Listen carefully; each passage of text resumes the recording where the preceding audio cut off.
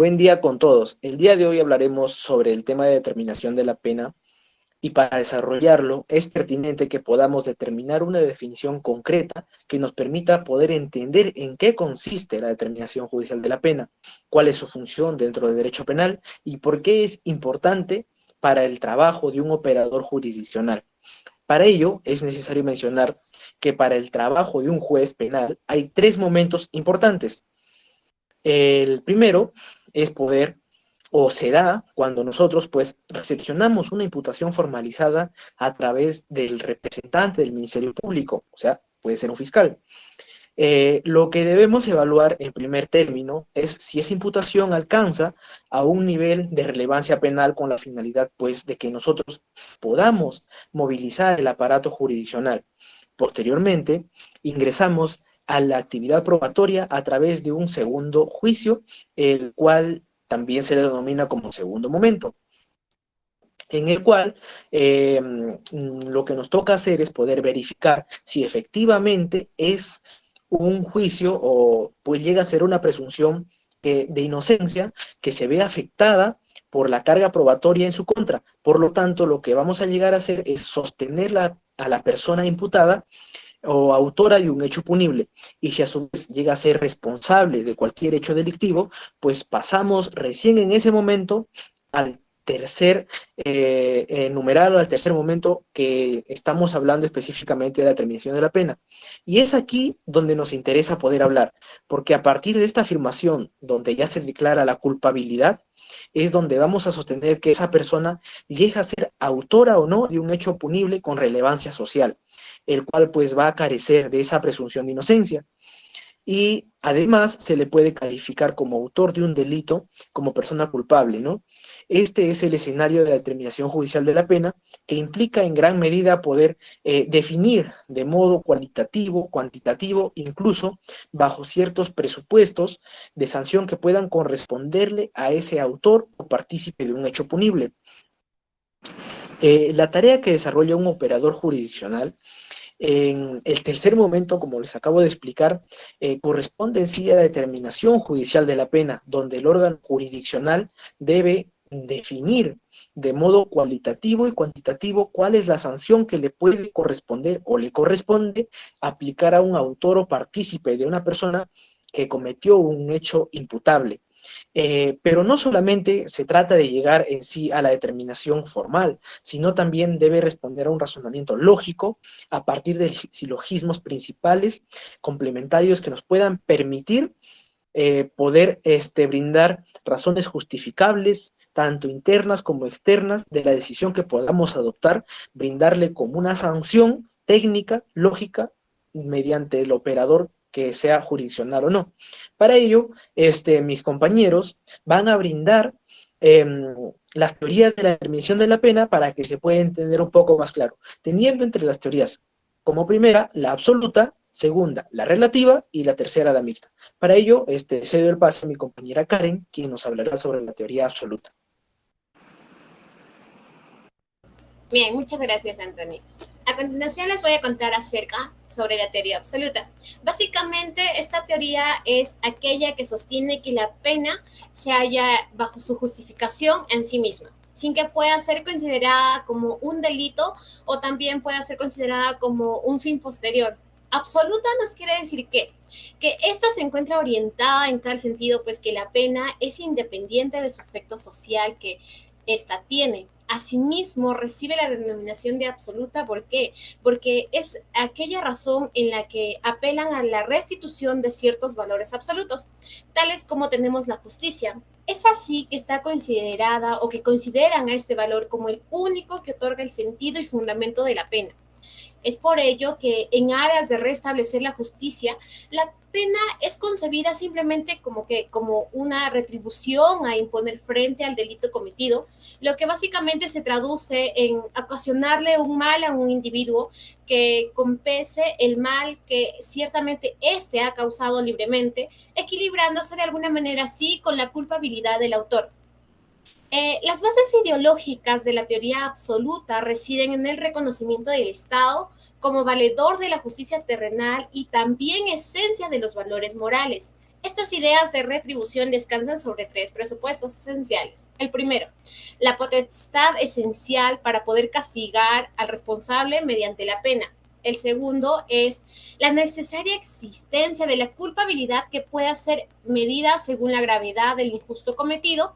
Y pues el tercero es la necesidad de armonizar el grado de la culpabilidad con el grado de la pena, de manera en que la pena dictada en la sentencia sea considerada justa por el autor y también por la colectividad.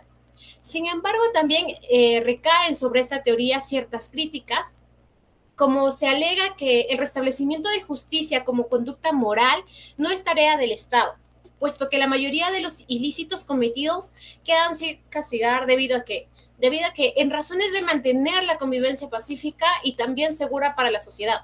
La ley penal admite determinados supuestos en los cuales la pena pues no es impuesta efectivamente, puesto que también puede suspender su ejecución, siendo ese un claro ejemplo de que la ejecución de la pena resulta en una medida de última aplicación y no solamente una medida que bien podría compararse en la ley de talión. Gracias. Agradecemos a la compañera Karen por habernos brindado toda la información referente a la teoría absoluta y cedemos el pase al compañero Jamiel para que pueda hablarnos sobre la teoría relativa. Buen día, compañeros. Gracias por el pase, compañero Anthony. Respecto a la teoría relativa, estas teorías atienden específicamente pues, al fin que se persigue con la pena.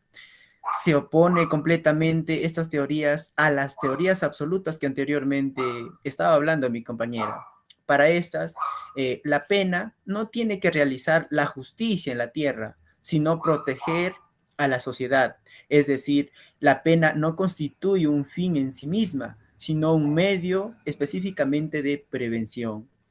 Vale recalcar también respecto a las teorías relativas que las concepciones de esas teorías de prevención se remontan desde los inicios de la historia del derecho, como Platón decía que ningún hombre prudente pena porque sea pecado, sino para que no se peque. Y estas teorías de relativas se basan en dos prevenciones, por un lado una prevención general y por el otro una prevención específica. Respecto a la prevención general, ven el fin de la pena como la intimidación de la generalidad de los ciudadanos para que se aparten de las comisiones de los delitos. Y su principal representante fue el penalista alemán Feuerbach, que para él la finalidad de la imposición de una pena reside en la fundamentación de la efectividad de la amenaza penal, ya que sin esta amenaza quedaría pues inefectiva. Entonces, la ley debe intimidar a todos los ciudadanos. ¿Y cómo lo hace? Pues sancionando drásticamente los jueces a dichos actos delictivos, para que posterior a ello, si es que algún ciudadano comete ese acto delictivo, pues tenga en claro que va a recibir cierta sanción. Es por ello que la pena es como una coacción psicológica que es ejercida pues por todos los ciudadanos para que omitieran las comisiones de delitos. Vale recalcar también que esta teoría tiene cierta ventaja de no tener, digamos, de no recurrir al criterio clásico de la culpabilidad, sino a la de motivabilidad del autor. Es decir, mediante la amenaza con una pena, trata de prevenirse ciertos delitos. Bien, por el otro lado, tenemos esto también una prevención especial, que según este punto de vista de preventivo especial, el fin de la pena ya es disuadir al autor de futuros hechos punibles, es decir, evitar las reincidencias de dicho autor en estos actos delictivos, ¿no? Dice que esta prevención especial nos menciona que es muy necesario una pena, pero tiene que tener cierto límite para que se pueda, como dice el reo, readaptar a la sociedad con cierto tratamiento de resocialización. Acá cabe recalcar también que su máximo representante fue el penalista alemán Franz von Liszt, que consideraba pues al delincuente como el objeto central del derecho penal, y a la pena él consideraba que como una institución que se dirige para su corrección y intimidación o aseguramiento de su resocialización del reo. Él también nos mencionaba que el delincuente no debe volver a delinquir. Para ello, él nos menciona desde su perspectiva que se debe hacer, se debe tomar en cuenta, se debe observar desde una triple dimensión de la pena. En un primer momento, la intimidación; en un segundo momento, la resocialización; y en un tercer momento, la inocuización. Bien, la intimidación hace referencia como es preventiva, puesto que es como es un aviso a los ciudadanos de que si un ciudadano o ciudadana comete un acto delictivo, va a tener cierta sanción. La resocialización hace referencia a este autor que una persona cuando comete un acto delictivo va a tener cierta pena, y cuando lo está cumpliendo esa pena en un centro penitenciario, pues después de estar en ese centro penitenciario va a tener cierta educación para que se readapte a la sociedad. Y la inocuización hace referencia ya cuando a los delincuentes que son habituales. A esas personas ya se les da, digamos, una pena de que puedes darle una pena indefinida, o pueden en algunos casos darle una pena de muerte para que eliminar ese delincuente de acá de la sociedad, ¿no? Depende a las situaciones también de los actos delictivos. Bueno, eso sería todo de mi parte. Muchísimas gracias por el pase. Agradecemos al compañero Jamiel por habernos hablado sobre las teorías relativas. Ahora cedemos el pase a la compañera Marcela para que nos pueda hablar sobre las teorías mixtas. Bien, Anthony, sí, muchas gracias. Bien, como ya explicaron mis compañeros un poco acerca de la teoría relativa y un poco acerca de la teoría absoluta, ahora vengo a hablarles ya de una teoría mixta. Una teoría que se podría mencionar que engloba las dos anteriormente ya mencionadas, ¿no?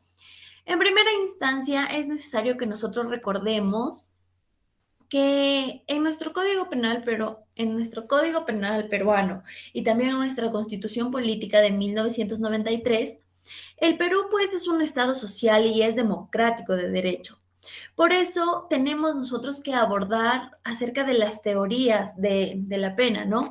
En principio, es importante mencionar que el régimen penitenciario en nuestro país tiene pues como objeto tres ámbitos principales, que es la reeducación, la rehabilitación y la reincorporación del penado a lo que es la sociedad. Ahora, si realmente se cumplen estos aspectos en las teorías anteriormente mencionadas, sería una cuestión de analizar, ¿no? Y ya luego de ver, se podría decir, estos vacíos en las teorías absolutas y relativas, es que ha surgido pues la teoría mixta.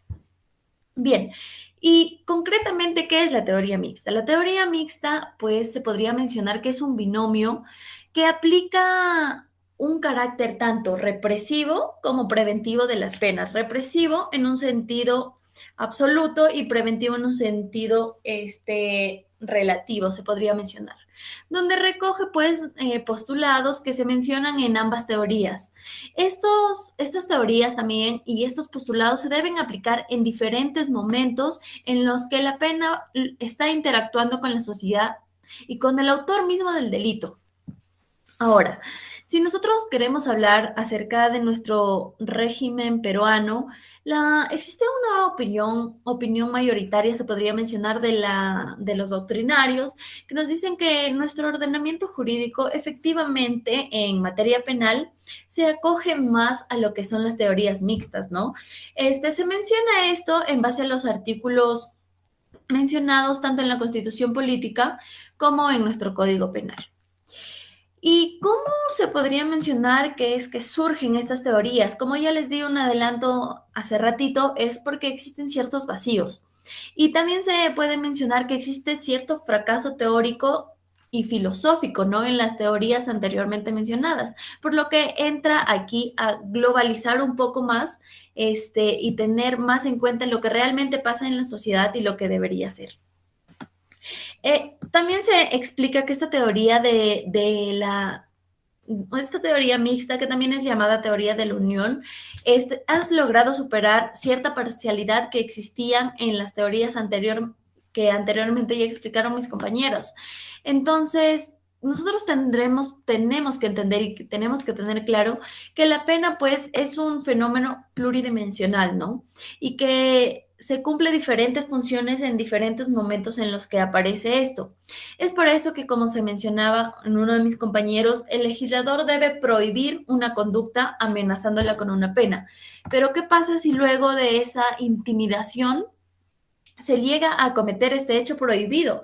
Entonces el autor debe aplicarle la pena prevista anteriormente para que exista esta idea de retribución y que exista una prevención general, de alguna manera, una prevención general positiva, y de esta manera haya un mejor control social. Entonces, en conclusión, la teoría mixta, como ya mencioné anteriormente, engloba y une los dos aspectos más importantes de la teoría absoluta y la teoría relativa, teniendo en cuenta un caso de prevención antes del cometimiento del delito y después de una suerte de retribución después de haber cometido el delito, para pues poder generar un mayor orden social y que no existan muchos disturbios en nuestra sociedad. Eso sería todo por mi parte. Agradecemos a la compañera Marcela por habernos brindado toda la información referente a las teorías mixtas. Bueno, en conclusión, les podemos mencionar de que tenemos como teorías las teorías absolutas, las teorías relativas y las teorías mixtas, teniendo como referente de que la teoría absoluta pues llegan a ser aquellas donde la pena se halla su justificación en sí misma, sin que pueda ser considerada como un medio para fines ulteriores. También tenemos de que la teoría relativa llega a ser un medio para obtener fines, como uno de los principales pues llega a ser la resocialización de los delincuentes, ¿no? Además, la teoría mixta surge como principalmente ante el fracaso teórico, político y filosófico de las teorías absolutas y relativas, llegando pues a ser una mejora de ambas, o uniendo lo mejor de las teorías relativas y de las teorías absolutas para poder mejorar así nuestro sistema, ¿no? Espero que nuestra información brindada les pueda ayudar a todos. Les agradecemos por haber visto nuestro video. Gracias.